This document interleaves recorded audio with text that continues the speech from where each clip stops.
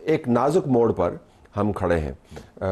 آپ کے میں نے ٹویٹس پرانے دیکھے, اس کے اندر لگتا یہ تھا کہ جس طرح ایران کے رسپانس کے اوپر جس نے دنیا کو بھی حیران کیا, اور آپ نے بہت اچھے طریقے سے بتایا کہ رسپانس کتنا مؤثر تھا.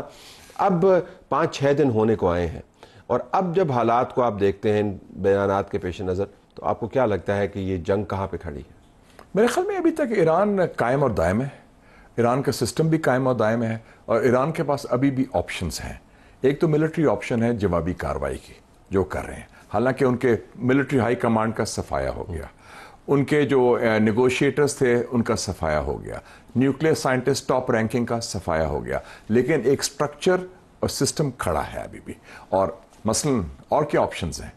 اسٹریٹس آف ہارمس, جہاں سے 30% تیل آتا ہے, اگر وہ مائن کر دیں تو جو پرائس ہے تیل کی $50 سے $300 پہنچ جائے گی. وہاں پہ تو بیڑے لگے ہوئے ہیں, امریکہ نے اپنے وہ لگے ہوئے ہیں, لیکن وہ کیے ہیں, گڑبڑ تو کر سکتے ہیں نا.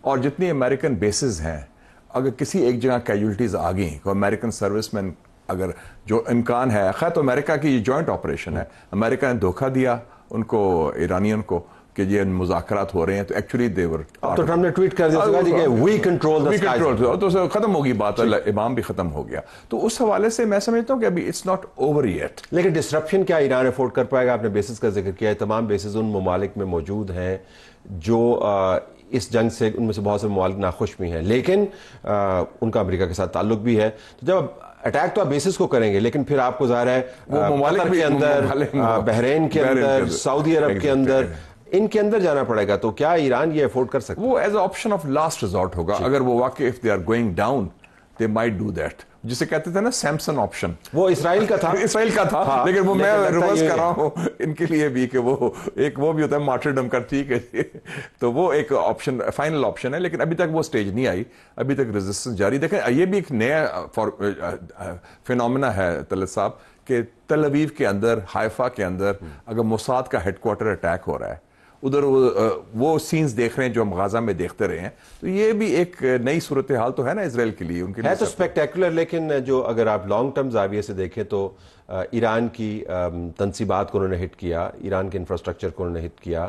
میں نمبرز دیکھ رہا تھا, تقریباً 250 سے 200 کے قریب سٹرائکس انہوں نے چھوٹی بڑی کی ہیں, اور اس حد تک پریسیجن سٹرائکس ہیں کہ ان کو پتا ہے کہ ایئرپورٹ جانے والی روڈ کو کہاں پر ہٹ کرنا ہے, جہاں سے ٹرانسپورٹ چلنی ہے, اور ایئرپورٹ کو کہاں پر ہٹ کرنا ہے. تو یہ تو اگر سٹرائکس کرتے رہے تو آہستہ آہستہ وہ تمام killing by 1000 cuts. جی بالکل, تو یہ ایک سسٹین کر پائے گا یا نہیں؟ ایک زیادہ جو آپ نے بات کی نا, بڑی امپورٹنٹ بات کی, صرف وہ نہیں تھا, آپ کو یہ بھی پتا تھا کہ آپ کا آرمی چیف کس بیڈ روم میں ہے, کس گھر میں ہے. وہ جو پینیٹریشن ہوئی ہے انٹیلیجنس کی, موساد کی, میرے خیال میں وہ بہت بڑا ایک ناکامی ہے ایران کے لیے بھی, کہ ان کے سسٹم کے اندر ایسے لوگ موجود ہیں جو 5th کالمسٹ کہہ لیں یا ان کے ایجنٹس کہہ لیں, موساد نے پینیٹریٹ کر دیا. لیکن یہ حیرانی کی بات ہے کنسیڈرنگ کہ ان کی سرزمین کے اوپر کتنے ایسے واقعات ہو چکے ہیں. تو پھر آپ یہ سوچتے ہوں گے کہ ایسا نظام جو ذرا جمہوری نظام اس طرز کا نہیں ہے جیسا کہ ہم سمجھتے ہیں مغربی جمہوریت, لیکن اس کے اندر ایک ان کی اپنی فوج موجود ہے, ریکانیسنس بڑی اسٹرانگ ہے, وہ پبلک پروٹیسٹ کو ڈیل کرتے ہیں, اس کے اندر اتنی penetration, what does it tell you about the system, کہ مطلب کتنی اس کی گرپ ہے واقعتاً؟ اس کا مطلب ہے سسٹم کے اندر دراڑ آئی ہوئی ہے, یہ تو ماننا پڑے گا. اور دوسرا یہ ہے کہ کچھ لوگ جو بدزن کہہ لیں, even of they are agents, وہ بدزنی کی وجہ سے ہوتا ہے نا, ڈس افیکٹڈ لوگ جو ہیں جو ولنگلی دشمن کی ہیلپ کرتے ہیں. تو میرے خیال میں جو آبجیکٹو ہے ان کا, یہ نیوکلیئر نہیں ہے, وہ تو کلیئر ہے رجیم چینج. اور رجیم چینج کے بعد کیا ہوتا ہے کہ ایران کو تقسیم کرنا ہے یا کیا کرنا ہے, وہ اور بات ہے. ایک طرف تو دنیا میں مغربی بالادستی ختم ہو رہی ہے, اور جو ان کا پٹھو ہے اس خطے میں اسرائیل, اس کی بالادستی مسلط کی جا رہی ہے مشرقی وسطیٰ میں, ہمارے ساتھ نیبرہڈ میں. یہ خامنئی صاحب کا جو معاملہ ہے, یہ لاسٹ آف دا موہیکنز جس کو کہتے ہیں, وہ اوریجنل ریولوشن کے ساتھ امام خمینی کا دایاں بازو, 86 سال عمر ہے ان کی, اینڈ وہ امام خمینی کے ساتھ تھے ان کے, اور پریزیڈنٹ بھی رہے سارا. تو میں آپ سے جاننا چاہوں گا کہ یہ جانتے ہوئے کہ ان کے پاس کتنی اندرونی معلومات ہیں, وہ ان کی سرزمین پر کتنی اسیسینیشنز کر چکے ہیں, اگر ایک شخص کو مارنا ہوتا تو اس کو تو آسانی سے وہ مار سکتے تھے, اور ڈونلڈ ٹرمپ نے کہا کہ ہمیں پتا ہے آپ کہاں پر ہیں, لیکن ہم آپ کو ٹیک آؤٹ پہ بریکٹ میں لکھا کہ کل, मतलब जिस तरह की समझ नहीं आ रही थी इसका मतलब क्या समझा रहे हैं आपको. सो क्या वाकईतन एक शख्स को हटाने के लिए इतनी बड़ी जंग बनाएंगे? नहीं, एक शख्स नहीं, एक सिस्टम को. इट्स अबाउट ईरान का जो इंकलाबी निज़ाम है, ईरान का जो पूरा सिस्टम है, उसको टेक डाउन करना है. फर्द का इशू नहीं है इसमें. It's very clearly. इसको तो मरना पहले दिन मार सकते थे. जिस तरह उन्होंने आर्मी चीफ को, रेवोल्यूशनरी गार्ड्स को, एयरफोर्स चीफ को, इंटेलिजेंस चीफ को या चीफ नेगोशिएटर अली शमखानी को मारा है, वो तो घर में ही थे. दे were sitting ducks. They were not expecting this attack. वो कहते हैं हम तो नेगोशिएशन की तैयारी कर रहे हैं. इतवार को नेगोशिएशन थी तो जुम्मे के रात को हमला हो गया. और तो वो ईरानी भी जरा धोखे में आ गए अमेरिका के. और आई थिंक खामनेई वार्न करता रहा इनको कि नेगोशिएट ना करें, इनकी नीयत ठीक नहीं है, लेकिन दूसरी साइड प्रिवेल कर गई थी. लेकिन 2015 की जो न्यूक्लियर डील थी उसको जिसको ट्रंप ने बाद में कैंसिल कर दिया, उसको खामेनी ने रोका भी नहीं. हाँ, जो हार्ड लाइनर्स थे वो कहते रहे कि आप बना लें. तो ख्याल ये किया जा रहा था कि हार्ड लाइनर है, लेकिन अमेरिका की अपनी नेशनल इंटेलिजेंस की हेड है, उन्होंने ये कहा कि हमारे पास कोई एविडेंस नहीं है कि वो. नहीं, तुलसी गबार्ड ने ये सही कहा. उसी की बात 26 मार्च को उसने कहा, 26 मार्च को, और कांग्रेस के सामने कहा, हाउस जो इंटेलिजेंस कमेटी को कहा कि हमारे पास कोई एविडेंस नहीं कि वो बम बना रहा है, और खामनाई का जो फतवा है 2003 का वो स्टैंड करता है. तो और जिसको डोनाल्ड ट्रंप ने एयरफोर्स वन के अंदर रद्द कर दिया, उसने कहा जी I don't care what she says, but leaving that aside, तो ये तो बॉम्ब बनाने वाले हार्ड लाइनर नहीं थे. लेकिन आपको लगता है कि अब अंदर से कुछ ये सोच डेवलप हो रही होगी कि जितना भी वक्त बच गया है उसको हम इस्तेमाल कर लें पेशतर इसके कि सब कुछ जाया हो जाए. मेरे ख्याल में वो सोच अब हावी होगी एज अ कुव्वत ईमानी के जनाब ये हमने बड़ी स्ट्रेटेजी गलती की कि हमने इस आसरे पर एक न्यूक्लियर डील हो जाएगी और अमेरिका कायम रहेगा.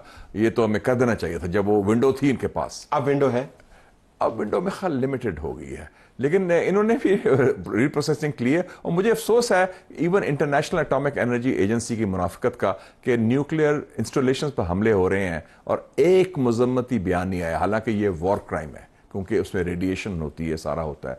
किसी तरफ से कोई बयान नहीं आया. और G7 का बयान तो आपने देख लिया, एक दौरे म्यार पर है, लेकिन that was expected from them. IAEA की तो खैर दोहरेपन की हम क्या बात करें, वो मालूमात भी शेयर करते रहे इसराइल एग्जैक्टली जो एक एतमाद के साथ ईरान ने उनके साथ शेयर की थी. Field marshal Asim Munir America में, डोनाल्ड ट्रंप, फुल कैबिनेट, बड़ी मीटिंग, तारीख में पहली मरतबा. Your reading?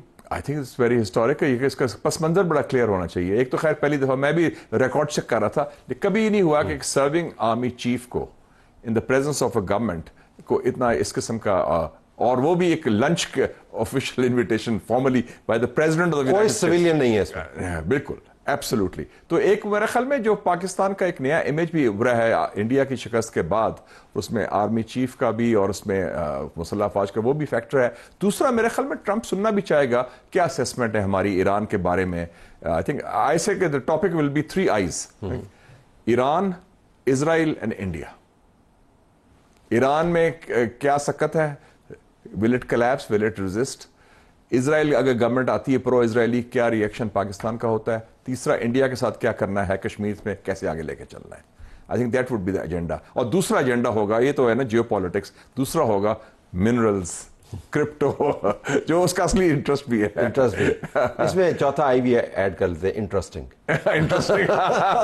तो ये है इंटरेस्ट. अच्छा, ये जानते हो कि ट्रंप की इंडिया के लिए बहुत बड़ा एक धचका है, क्योंकि वो सारा जो बयानिया बना रहा था पाकिस्तान के खिलाफ, हमारी आर्मी के खिलाफ, वो सारा कोलैप्स हो गया. जो ट्रंप धचके देता है वो फिर बाद में हशकोलों में भी तब्दील हो जाते हैं, फिर उसको बाद वो गोद में लेके उनको झुलाने भी लग जाता है. तो कंसोलेशन प्राइज दिया उसने, 30 मिनट उसने मोदी से टेलीफोन में बात, टेलीफोन के ऊपर बात की. कंसोलेशन प्राइज है. लेकिन आप जानते हैं ट्रंप की शख्सियत को, हम उनको दूसरी टर्म में देख रहे हैं. क्या वो सुनेगा या बताएगा, ये बड़ा क्रूशियल है कि is it a listening session. I think it's a listening session. Trump जो है ना, मैं I still give him the benefit of doubt. इसको फंसा दिया है नेतन्याहू ने और इजराइल लॉबी ने. He is not a war monger, he is not a cold warrior. Basically वो कुछ लोग, कुछ दो बिजनेसमैन है, ट्रांजैक्शनल है. مال بھی بناؤ اپنی فیملی کے لیے اور کچھ فائدہ بھی اٹھاؤ ملک کے لیے بھی اپنے, اور وہ گیو اینڈ ٹیک کا بندہ ہے. ہی از ناٹ اے وار مانگر. ابھی تو وار مانگر ابھی تو کر رہا ہے وہ, لیکن میرے خیال میں his bark is stronger than his bite. وہ باتیں بہت کرتا ہے ڈرانے کے لیے اور پھر then he backs off also. لیکن یہ بھی عین ممکن ہے کہ باک کرنے کے لیے اس نے خود کو رکھا ہوا ہے, بائٹ کرنے کے لیے اس نے اسرائیل کو رکھا ہوا ہے. سو ان اے وے وہ آؤٹ سورس کرتا ہے. دیکھیں نا اسرائیل کی تو ہیجمنی اسٹیبلش ہو رہی ہے, تو اسرائیل جو کیا کہا تھا اس نے جرمن چانسلر نے, they are doing the dirty work for our dirty work. شرم نہیں آئی اس کو یہ کہنے کی کہ ہمارا گندا کام اسرائیل کر رہا ہے, اور بڑی خوشی سے تسکین سے انہوں نے یہ کہا ہے. تو یہ آپ دیکھیں ان کی سوچ کیا ہے مغرب کے قائدین کی. سو کیا ہمیں 30 سیکنڈز ایچ, کیا ہمیں کرنا چاہیے امریکہ کے ساتھ اس نازک موڑ پر when everything is up in the air, اور کیا نہیں کرنا چاہیے؟ Field marshal Asim Munir should tell Trump کہ یہ بہت بڑی ڈی اسٹیبلائزیشن ہے, جنگ کو روکو کیونکہ اس کے نتائج کوئی قابو نہیں کر سکے گا. اور کیا نہیں کرنا چاہیے؟ اور ہمیں کوئی اس میں حصہ نہیں لینا چاہیے یہ جو امریکہ اور اسرائیل کی جو کر رہا ہے میکنیشن, کیونکہ انڈو اسرائیل ایکسس پاکستان کے خلاف ہے, اور اگر یہ ہوا تو پھر اسرائیل بارڈر آپ سمجھیں ایران تافتان ہو جائے گا. I have to leave it there. یہ جانتے ہوئے کہ یہ جو میٹنگ ہے اس کے اندر میڈیا کو اجازت نہیں ہے, لیکن یہ بھی جانتے ہوئے کہ امریکہ کے سسٹم کیسے کام کرتا ہے, یہ بعیدست قیاس نہیں ہے کہ اگلے 24 گھنٹے کے اندر پوری ڈیٹیل تفصیل کسی امریکی اخبار میں چھپی ہو, ایکسکیوز میں آ جائے گی یا نیو یارک ٹائمز میں آ جائے گی. I have to leave it there. ناظرین پروگرام ہمارا جاری ہے.